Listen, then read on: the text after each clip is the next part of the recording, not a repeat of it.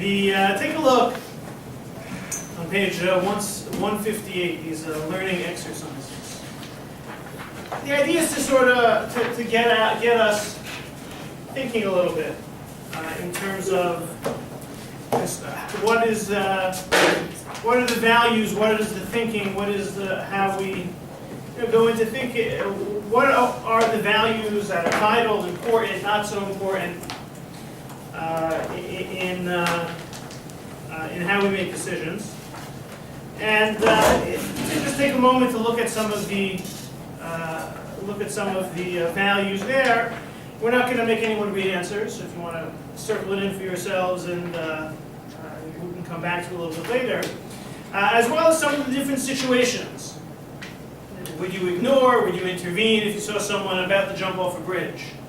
Or if a friend declares his or her atheism? Or you became aware of a murder plot? Or someone plans to kill their dog? What would your response be?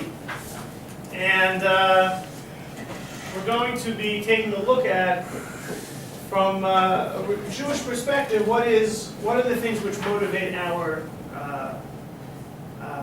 values. Clearly, since it's a Jewish course, Judaism will factor into that. But also just to look at, what about morality or ethics separate from religion, separate from Judaism. There's a rabbi in Israel by the name of Rabbi Aharon Lichtenstein. He's the head of a yeshiva called Har Etzion. It's a prominent modern Orthodox yeshiva where many American day school graduates spend time after high school. It's a heads of yeshiva, so the program in Israel combines military service with Torah study for the Israeli participants. And he has an article which is entitled, Does Judaism Recognize an Ethic Independent of Halacha, independent of Jewish law? So what do you think he says? No. It's one and the same. Okay, so he said no. I think that's probably because you think Orthodox people are too narrowly focused, and that it comes from that type of perspective. I would say the same thing. He says yes. It's independent. It doesn't mean we necessarily follow it. If Torah would conflict, if you could come up with a conflict, Torah wins. But there always are values and ethics and concepts which influence our religious thinking. That's a different story. Correct. But he says that it's independent, but that doesn't allow it to be primary or to take priority.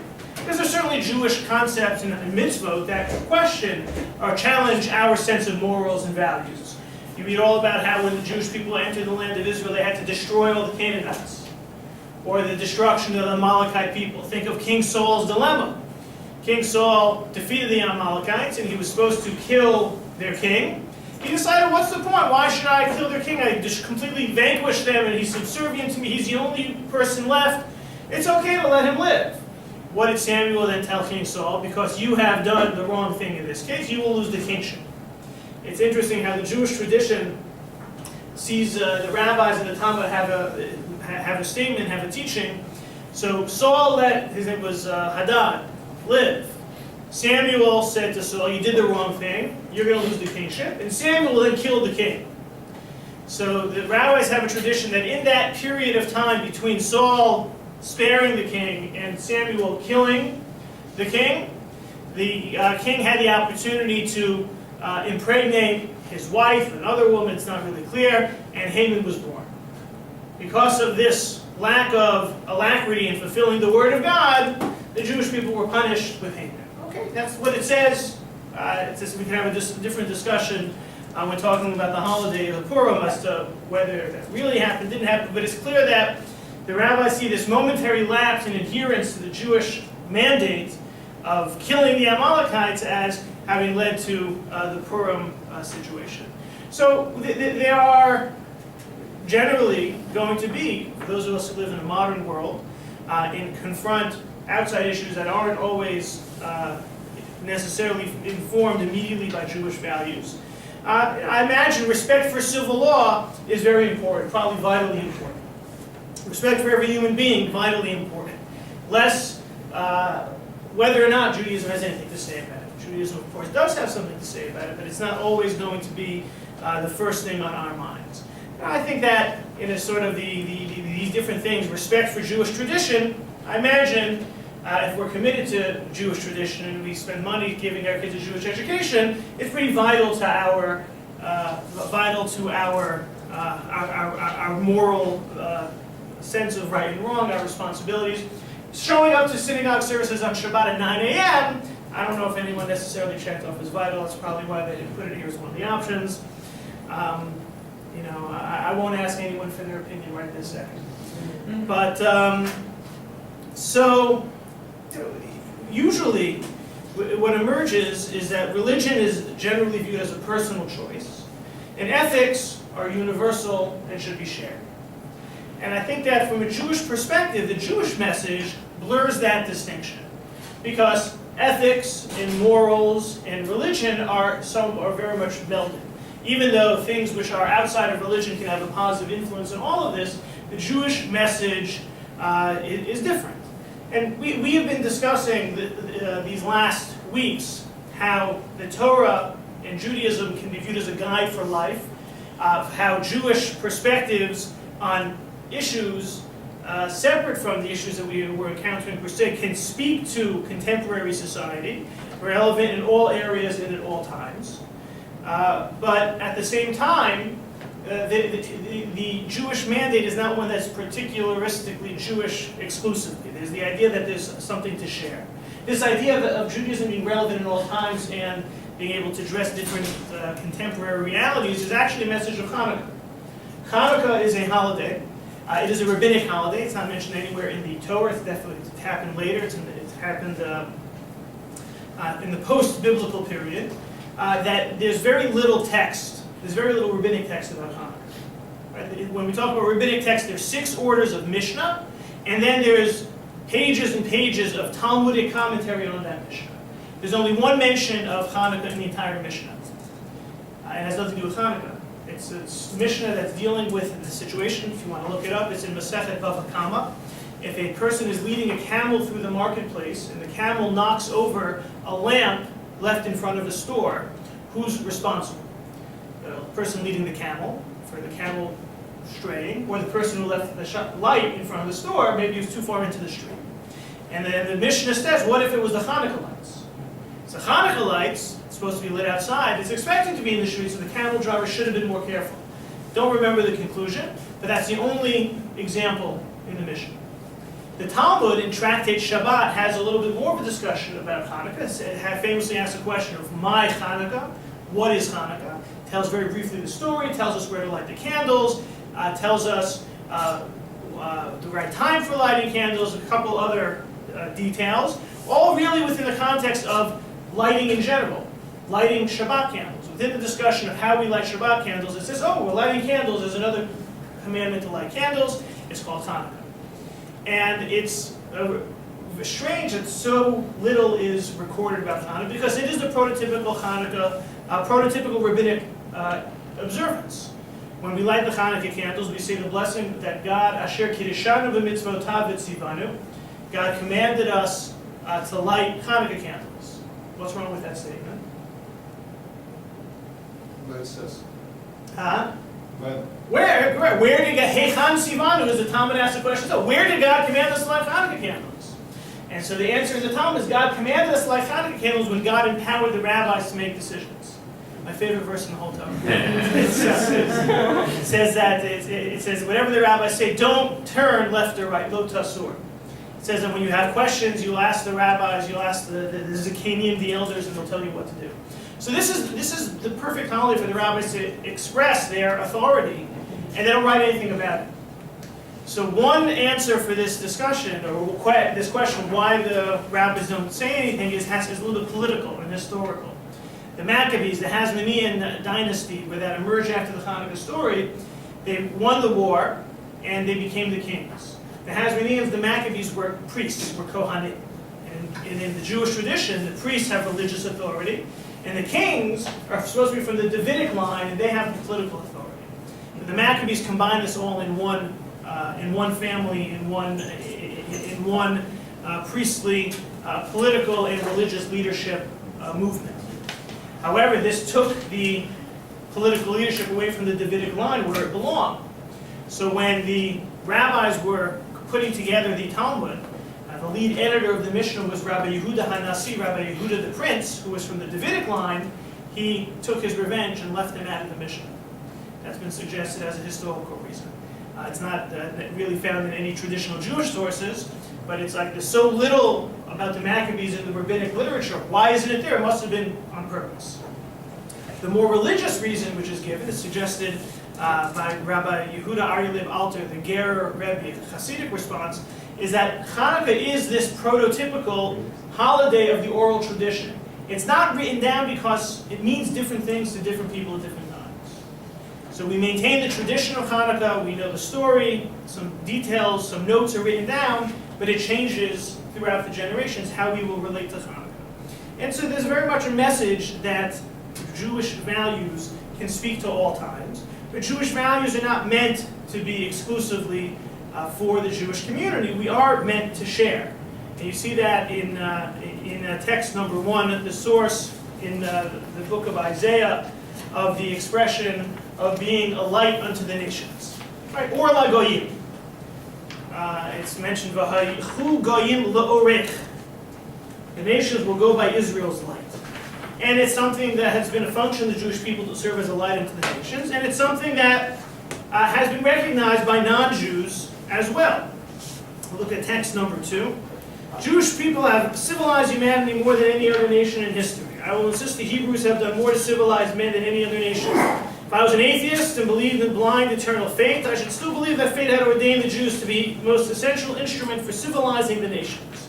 They are the most glorious nation that ever inhabited the earth. The Romans and their empire were but a bauble in comparison to the Jews. They have given religion to 3/4 of the globe and have influenced the affairs of mankind more and more happily than any other nation, ancient or modern. Thank you, John Adams.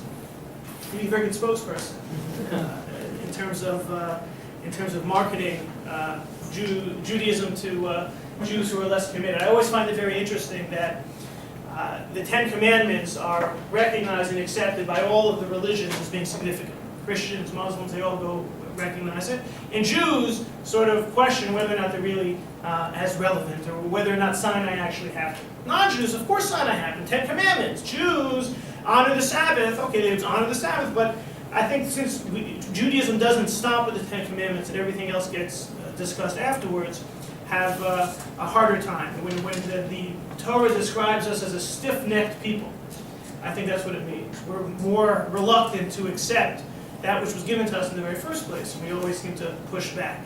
That's why when they take these surveys of, people talk about the Pew research on the Jewish community, Pew does a lot of different surveys, and one of them is always about the state of belief in America.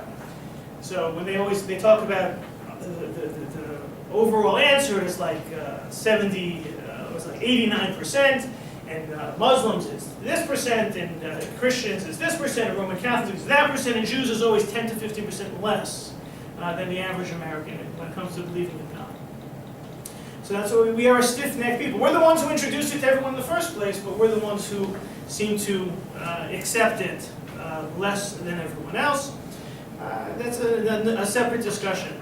But I think it does relate to our being stiff-necked people. Think about what happened 40 days after Sinai. What famous historical event happened 40 days after Sinai? Moses is late coming down, the Jews build a golden calf. They just heard, I am the Lord your God, and then they say, this is our God, this golden calf. From the very beginning, we've had this rebellious streak. But what does this mean when we say, what is our message to the world?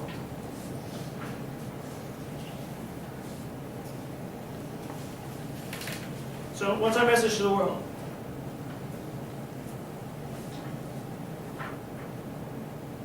Any thoughts?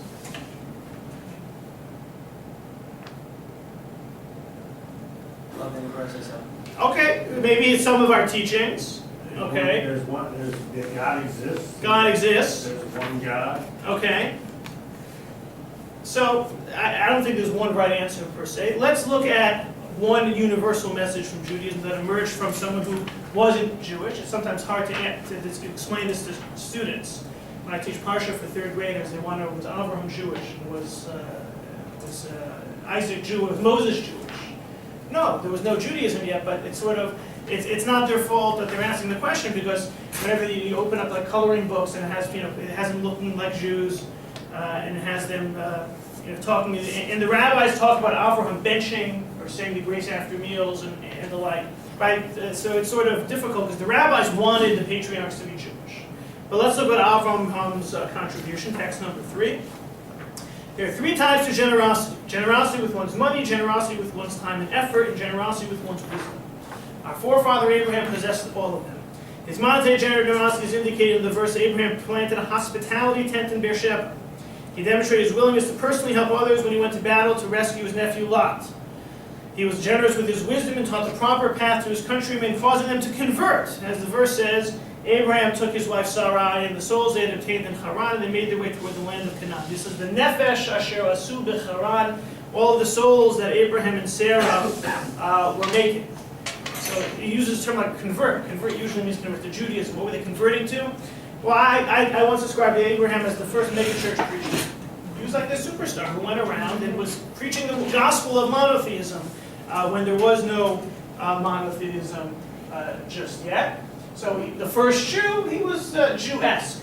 There was a documentary called Jerusalem, the Center of the World, where I made this comment on. It was on PBS. So if you ever have PBS on in the background and you hear my voice, it's because I am on this documentary. I watched it. All right, see, I'm not making it up. So I talked about Abraham being the first megachurch preacher, and I got a very long email from some megachurch preacher who was offended by it. Whatever. It was a machloket l'shem shamayim, a dispute for heaven. But Abraham preached the importance of being a decent and moral human being. Decency and morality must be rooted in the belief in God. And that's something that we're going to explore a little bit more in depth, this idea of there being not just morality, but morality rooted in the belief in God. Because for the rest of the world, and this is something I often explain when people ask about conversion, I say there's no need for anyone to ever convert because Jews have Judaism and non-Jews have non-Judaism. What's non-Judaism? So non-Judaism is the 7 Noahide laws, they're called. These 7 universal principles. Do not commit idolatry, do not blaspheme, do not commit murder, do not engage in illicit sexual relationships, do not steal, establish a judiciary, and the one that we always have to put at the end because it says do not consume a limb torn off a living animal. It's pretty easy to keep that one. I guess maybe once upon a time it was less easy to keep that one. But this is, as the saying goes, 7 out of 7 straight to heaven. Not a bad deal. And it has been pointed out in the Talmud and in later commentaries that these 7 probably relate to a significant number of Jewish commandments as well. The whole idea of establishing a judiciary, there's a lot of rules in Judaism, many mitzvot that are connected to that theme. And so it is interesting that when Maimonides discusses the acceptance of these commandments, 164, text 4b, he says, Kol ha-mekavel sheva mitzvot. Pious Gentile is defined as one who commits to following the 7 mitzvot. It is meticulous in their observance and does so because he recognizes they are God's commandments to the descendants of Noah, as subsequently written in the Torah and related by Moses. And a pious Gentile is a share in the world to come. If, however, one observes these laws simply because they're sensible and dictated by logic, he or she does not have the status of a resident alien or one who is viewed as a sort of an individual who has rights living among the Jews and is not reckoned among the pious Gentile or their wise ones. Maimonides indicates that there is a need for the acceptance of these commandments to be rooted in that they have a divine origin. Someone who doesn't think they're divine, he's not pious or is he wise? Well, those could be fighting terms. Maimonides, hey, I accept these because they make sense. So he's basically calling me an idiot.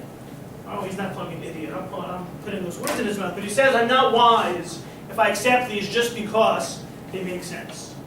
And what emerges is there is a need for God to be in the equation. It's okay to not to steal and establish a judiciary and not engage in illicit sexual relationships could be good for society, but it's not enough. It's not enough from the Jewish perspective. And the question is, Why? Why must the morals be rooted in belief in God and His law? And we could just say, why not? Right? There's this famous story of the kid in the intro to philosophy course in the final exam. The professor has one question and it says, why do we exist? So the student wrote, because. He got an F. Another student wrote, why not? Got an A. So we can just say, why not? But I think it requires at least spending a little bit of time thinking about what are some of the other possibilities? What are some of the other things that can motivate morality or can influence and impact and cause what would be viewed as moral decisions? So if you look at learning exercise 2, you're standing on a beach, to your left a person, complete stranger, is drowning, on your right the family dog that you grew up with and loved dearly is also drowning. You can't save both. Who do you save? Your dog or the stranger? Okay, I'm glad you say that. That is the right answer. But this was actually appeared in the Chicago Tribune, and there were some interesting answers. There are some people who would say they'd save their dog. Because I love my dog. I don't know who that guy is. Maybe he doesn't deserve to live. Some people did say, it depends. It depends on, maybe the dog will live longer than the person. It's a really old man. It is not always going to be black and white. It's sort of like the question, is murder good or bad? It's bad. Yeah. Right, but if you're a murderer, it's actually pretty good. Right, because that's what you do for a living. So, it, of course, is bad, but you have to understand what is such a position predicated upon. So when we start talking about what are the sources for morality, we sometimes will say, well, it's logical. How can murder be good? Murder is bad because it hurts people, it harms them, it creates callous individuals. If you're so, if a person is willing to save the dog more than the person, well, what does that say about the way a person would care for children or care for other people? But when we talk about logic in its pure form, there's no advantage to the human more than the dog. Right? You may have heard of Peter Singer. Peter Singer is a philosopher out of Princeton University who has some very controversial writings as to what to do with the mentally impaired. Right? They're a weight onto society. So this is what the law of euthanasia. They don't provide anything productive for society, so kill them. If you want to take it all the way to following the things to their logical conclusion, you can end up with some very difficult conclusions. Doesn't mean that logic doesn't play an important role, but in order for logic to result in ethics, it has to be based on a premise that is itself not dictated by logic. So, for example, anyone familiar with Grund norms? Grund norms. It's the type of a scenario like this. What right does a parent, a teacher, a law enforcement official have to insist that a child goes to school? So what comes? It's not a trick question. Why can a teacher make a child come to school? Why can a truant officer bring a child to school? The law. The law, right? There's a law. Or the teachers have a certain empowerment, or there's a contract in place between parent and teacher, so that's what let the teacher, child gets sent to the office. You're going to call and complain to the teacher, to the principal, my child got sent to the office. How could that be? No, because the teacher was disturbed by the behavior and sent the kid to the office. But what gave them, teacher, principal, school, state, the right to enact such laws?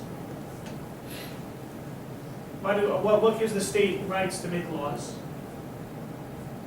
We did. The people, right? We the people, the United States of America, the Constitution says we have the ability to make laws. Well, who gave the Constitution the right to make laws? Founders. Okay, but who gave the founders? You're going to arrive that in order for logic to result in ethics, it will have to emerge from a non-logical point of origin. Because you're going to get stuck. Why? At some point, we will run out of answers. We can be here all night. It may take us a couple hours to run out to get to that final point of the observed, but it happens. So, for example, the Declaration of Independence famously begins with what are the words? Right? We hold these truths to be, not the Constitution, we hold these truths to be self-evident that all men are created equal, they're endowed by their Creator with certain inalienable rights. Among those are the pursuit of life, liberty, and the pursuit of happiness. That's the foundation, right? Well, look at what was published in Gentleman's Magazine, September 1776. This was a British magazine. We hold, they say, these truths to be self-evident, that all men are created equal. And what are they created equal? Is it in size, strength, understanding, figure, civil or moral accomplishments, or situation of life? Well, those in the colonies thought it was self-evident. Those in Britain did not think so. Shocking. So, can it be proven that it is unethical to steal? So look at text number 6, British philosopher. We should use deductive reasoning in morality, but we have to start with premises. You can argue that it's wrong to kill humans, so-and-so is a human, and therefore it's wrong to kill so-and-so. But you have to start with the premise, so I don't think it's at all plausible to say that reason tells us that it's perfectly okay to expose infants, as the ancient Greeks did, to kill off weak or deformed babies. Reason doesn't tell us one way or the other unless we feed in a moral premise. It's like what people say about computers, garbage in, garbage out. Rotten moral premise, you get rotten moral conclusions. Reason is simply a matter of deriving conclusions from premises. So it's not plausible to suggest that reason says we have to have faith in reason, and that reason tells us we can expose ugly children. You need to have something that you can't, logic can't be the origins of the logical explanations for morality. All right, so logic can be useful, and it's good to be logical, and it certainly is involved in Talmudic reasoning, but it's not the be-all and end-all, it's not the initial source. What else?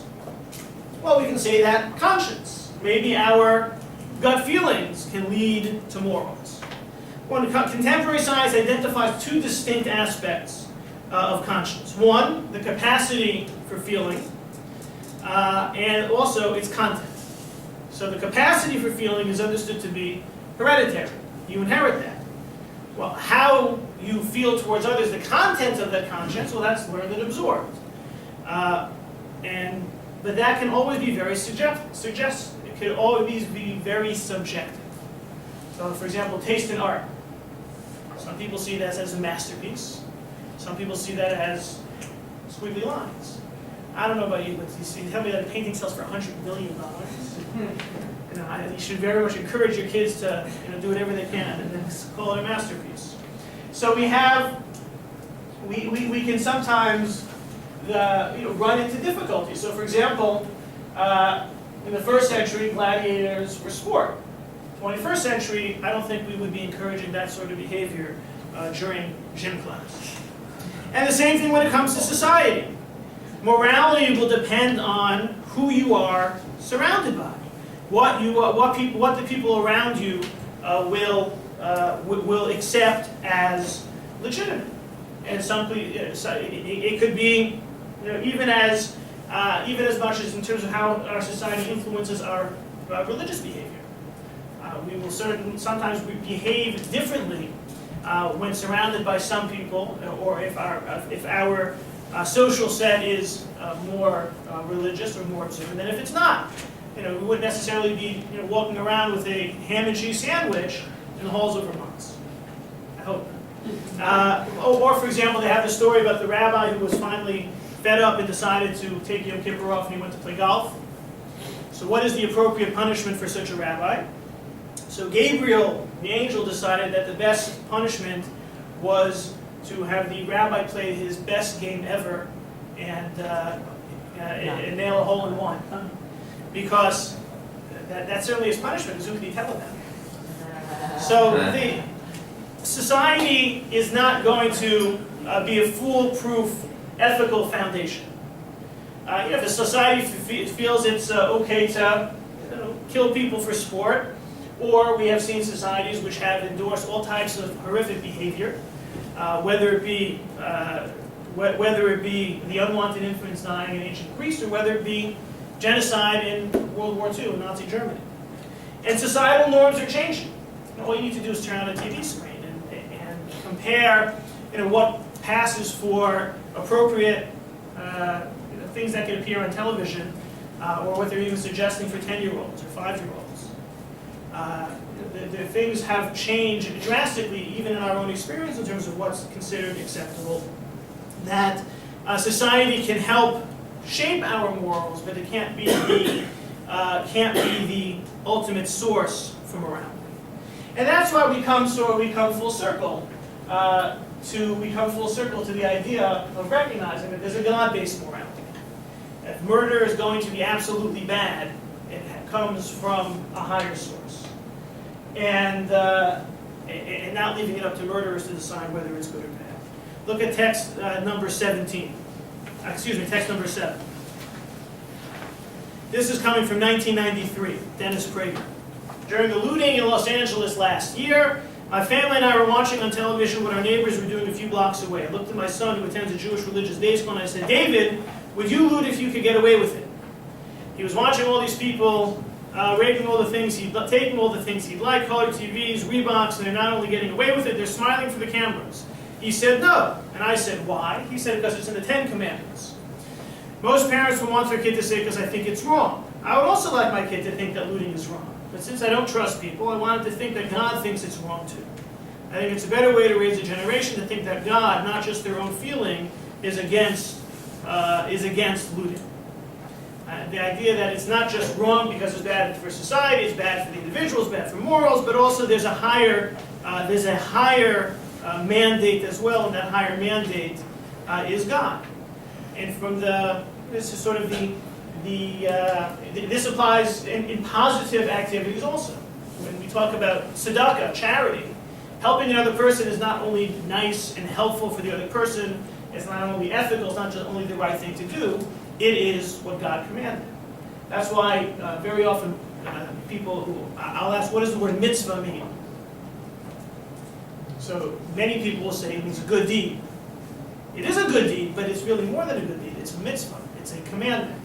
It's not really something you have a choice to do. And that is when we were introduced at Sinai as being a mamlechet kohanim v'goy kadosh. We're a kingdom of priests and a holy nation. What does it mean to be a kingdom of priests? So text number 8 introduces us to the idea that being a kingdom of priests by virtue of your understanding and teaching of all humanity to call out in the name of God and serve Him in unison. The idea that we want to promote this idea of not just being good people, not just following universal Noahide commands, but introducing the idea of God.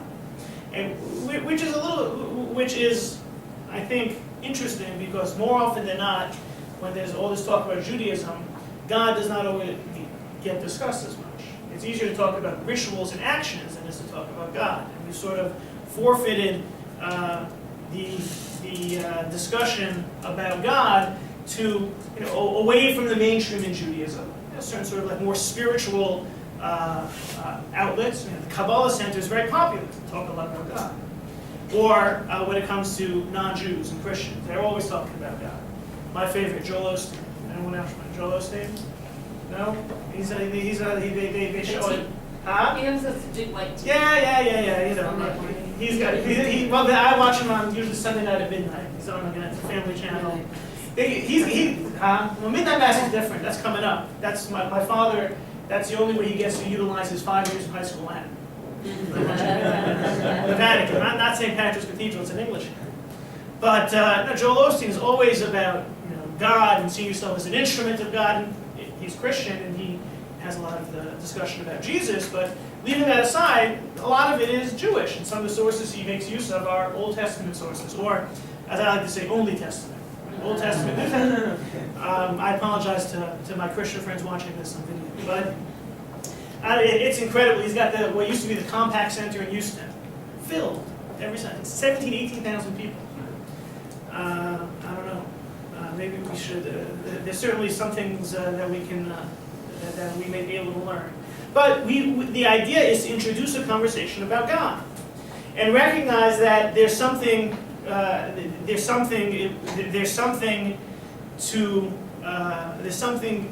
positive in discussing this idea of God being the source of morals and values.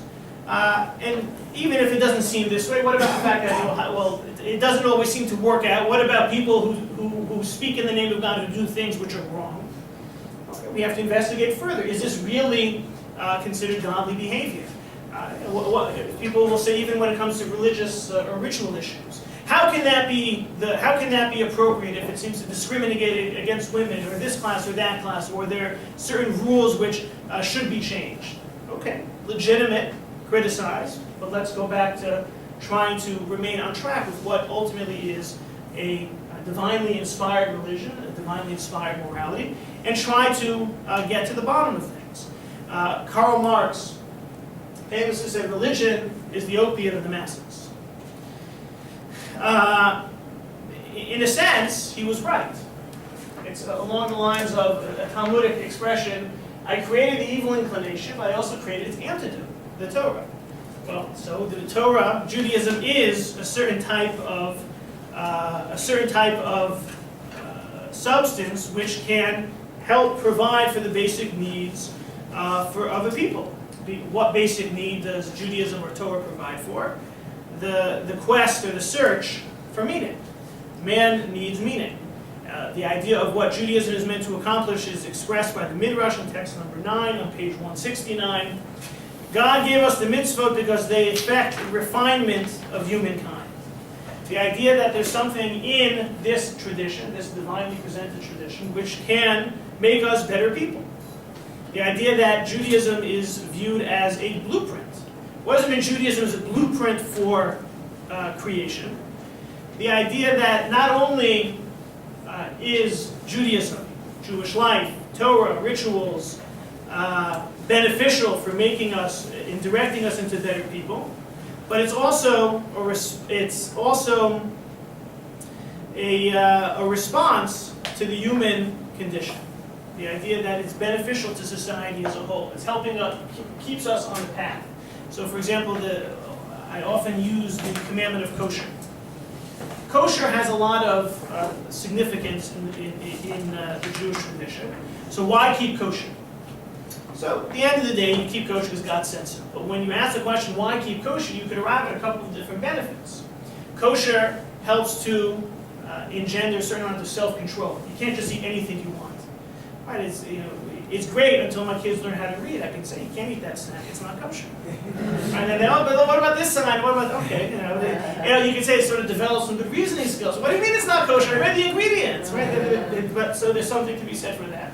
There's something to be said for the fact that it as initially intended in terms of what kosher did, it required us to maintain a certain sense of separation from society. We couldn't just eat with anyone at any given time. This especially has something to do with the laws relating to Jews not eating food prepared by a Gentile, or not sitting down for a glass of wine with a Gentile, because we have a certain distinct identity, and that distinction is clouded over by these opportunities of too much interaction or the mingling of different societies. And it has this element of, it's a mitzvah. God said so. Yeah. Aren't we sort of delving too much into the realm of the mitzvahs that we're not supposed to ask the reason why? So I think that we walk a fine line between the idea of looking for reasons and obedience. I think that at the end of the day, God said so. But if you just look at, going back to the example we gave before, the Jewish people 40 days after Sinai, the human psyche is looking for some meaning as well. And we find a bit of a tension even within Jewish medieval philosophy. Maimonides himself sort of says, oh, you can't look for all the reasons, and he has a whole book that explains the reasons. So I think that we could say just stick to why God says so, but the whole corpus of the Jewish tradition has opened up the opportunity for exploring. which is better? Well, you can see the difference in various segments of the Jewish community. Some segments of the Jewish community focus just walk the straight line, don't deviate left or right, and that works. And some segments say, well, explore as much as you want, and that can work, but it also has a lot of danger. So I think it's safer not to explore the why. The Jewish tradition allows us the opportunity, but it is a slippery slope.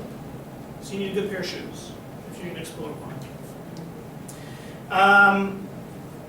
So we have the idea of Judaism, Torah, recognizing there being a divine source for all of this, provides another frame of reference. Instead of asking how the Torah responds to the world and pushes us on the right path, we could also ask how the world responds to Torah. Torah is not just a book of guidance in every generation, but there's a proactive message. And that's why laws don't change from a traditional perspective. The Torah laws are leading us in a direction. It's leading us in a path forward. So if we encounter a situation which seems to conflict with that path, the idea is not to change Torah, but to utilize the Jewish tradition to try and address that new reality, that new time. And that sometimes is a difference between the different denominations within Judaism. Some, if you approach a certain bump in the road, so do you sort of just go straight through it? Do you go over it? How do you address it? That is the challenge. And looking at someone who's able to put this into find the words to express this idea in terms of Judaism providing a certain lexicon of forward thinking was Thomas Cahill in his book, The Gift of the Jews, text 11a. All evidence points to there having been in the earliest religious thought a vision of the cosmos that was profoundly cyclical. The assumptions that early man made about the world were, for all their essentials, little different from the assumptions that later and more sophisticated societies, like Greece and India, would make in a more elaborate manner. As Henri Charles Puech says of Greek thought in his seminal Man in Time, no event is unique, nothing is enacted but once. Every event has been enacted, is enacted, and will be enacted perpetually. The same individuals have appeared, appear, and will appear at every turn of the circle. The Jews were the first people to break out of this circle, to find a new way of thinking and experiencing, a new way of understanding and feeling the world. So much so that it may be said with some justice that theirs is the only new idea that human beings have ever had. But their worldview has become so much a part of us at this point, it may as well have been written into ourselves as a genetic code. It's always nice when the non-Jews say nicer things about Judaism than Jews. In text 11b, we can hardly get up in the morning or cross the street without being Jewish. We dream Jewish dreams and hope Jewish hopes. Most of our best words, in fact, new, adventure, surprise, unique, individual, person, vocation, time, history, future, freedom, progress, spirit, faith, hope, justice, are the gifts of the Jews.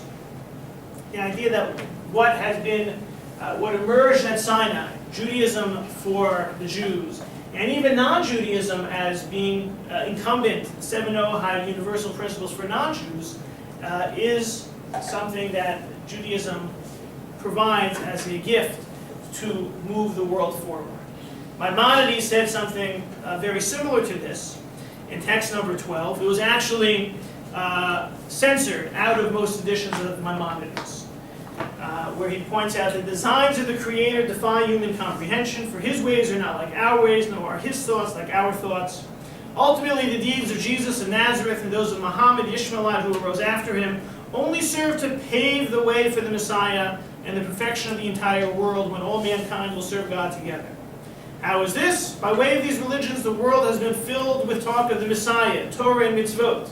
Awareness of these concepts has reached the furthermost islands and a host of spiritually insensitive nations where they are regular topics of discussion.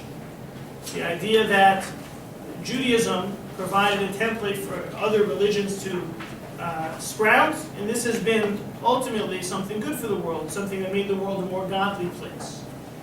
Heading towards a redeemed world. In some respects, this is the idea of Mashiach.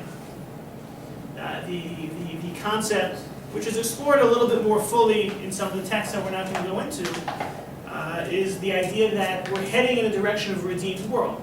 Yes? I just have a question. What about some practices like polygamy or slavery? Or we know that Judaism previously said that was moral, and now they've said it's immoral. So it kind of reflected the societal norms of that time. So the question is, the fact that Judaism allows it, does Right. that mean that it is absolutely moral? Or does that mean that, it sort of depends how you pose the question. It could be presented, Judaism says it's moral, but now it's immoral, so there is a contradiction. Or is it that these practices, as presented by the Torah or by Jewish law, have certain components which are not immoral? So let's take slavery, for example. Judaism allows slavery. Judaism doesn't say you have to own slaves. So just in many cases, I think we have examples in the Torah that speak to the zeitgeist of the times, but don't say, okay, now in 2013 Jews have to be slave owners. The fact that it mentions it as a possibility, as an opportunity, doesn't. I don't think we have. I don't think we have that many examples of situations that the Torah presents that force us to act in ways today that would be viewed as immoral. And that, I'm talking from society's version of immorality. I think if you'll say, what about in terms of in Orthodoxy, women don't count in opinion. We can have a discussion about whether that's such a bad thing, whether that's a good thing, whether that's a necessary thing, unnecessary thing. That's a detail. But you take slavery, no one says that you have to own slaves. And when you explore the laws of slavery, we're introduced to all these things where you have to, the way you're treating slaves is in no way reflected by the reality of slavery as existed in North America in the 17th century. The way you're treating it talks about if you have one pillow, the slave gets the pillow. It's a very different type than the terminology that we generally employ when we're talking about slavery in its negative connotation. So, but I think it is good to raise these challenges. Polygamy, one is more than enough. Maybe once upon a time they had more stamina. I think it's a dare. Huh? I think it's more of a dare. You want to have two That's Jewish right. wives? Go ahead. That's right. But I think that it's important to recognize that there will be challenges, and the question is how are we going to respond to them? Are we going to sort of say Judaism is wrong? Well, it's a little bit difficult to say that if it's a divinely inspired religion.